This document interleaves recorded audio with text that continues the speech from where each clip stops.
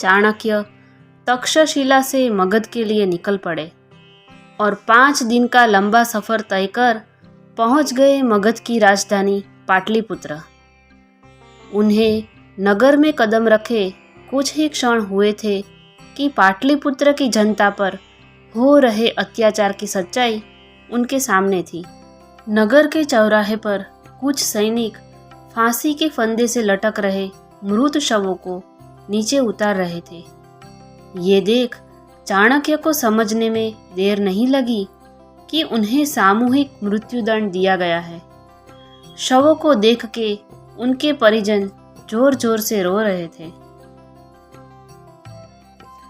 तभी एक महिला की आवाज़ उनके कानों पर पड़ी, जो अपने बेटे के मृत शरीर से लिपट वहां खड़े सैनिक से रोते रोते बोली, और कितनों को मारोगे तुम लोग?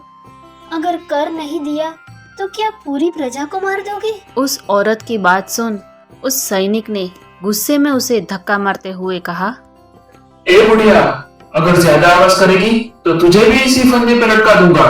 चल चुपचाप निकल जा यहाँ से। ऐसा कह उस सैनिक ने उसके बेटे के शव को उठाकर बैलगाड़ी में लाद दिया और वहां से निकल पड़े। चाणक्य जब महल पहुंचे तो द्वार पे खड़े द्वारपाल ने उन्हें रोककर पूछा, आप कौन है?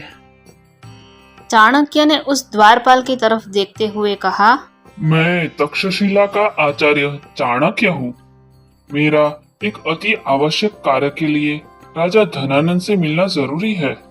ये सुन द्वारपाल ने उनसे बड़ी विनम्रता से कहा, अभी महाराज व्यस्त है, आप यहीं प्रतीक्षा करिए, मैं महाराज को संदेशा भिजवाता हूँ।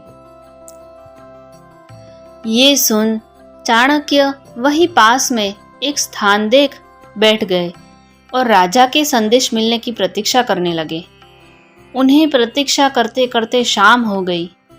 वो जब भी द्वारपाल से राजा के बारे में पूछते तो उसका एक ही जवाब होता कि अभी राजा व्यस्त है। चाणक्य को समझ आ गया कि अब सीधे हाथ से घी नहीं निकलने वाला, उंगली टेढ़ी करनी पड़ेगी। वो सीधे राज दरबार के अंदर चले गए। लेकिन ये क्या, राज दरबार में कोई राजसभा नहीं बल्कि बाहर से आई सुंदरियों का नृत्य चल रहा था। धनानंद नशे में चूर सुंदरियों के नृत्य का आनंद ले रहा था।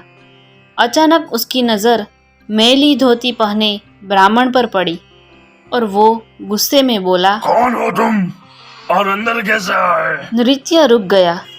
चाणक्य ने अपने हाथ जोड़ बड़े ही शांत भाव से कहा, प्रणाम महाराज, मैं तक्षशिला का आचार्य चाणक्य हूँ। धनानंद को यूं चाणक्य का आना अच्छा नहीं लगा, लेकिन उसने अपने गुस्सा शांत करते हुए थोड़ा नरम भाव से कहा, प्रणाम आचार्य, पर ऐसी क्या वजह थी जो आप बिना बताए अंदर आ गए?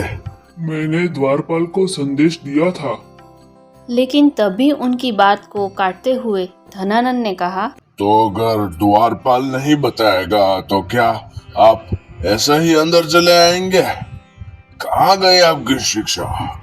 चाणक्य गंभीर भाव से बोले, इस अपराध के लिए क्षमा महाराज, लेकिन मेरा आपसे मिलना अत्यंत आवश्यक था। धनानंद ने अपने आसन पे ही बैठे हुए कहा, तो ऐसी भी क्या बात थी जो आप थोड़ी देर प्रतीक्षा भी नहीं कर सकते? हम भी जरूरी काम कर रहे थे यहाँ।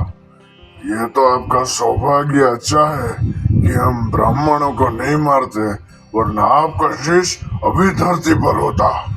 ये कहते हुए राजा धनानंद ने गहरी सांस ली और कहा, तो जब आपने इतना साहस कर ही दिया है तो बताइए क्या बात करनी है आपको?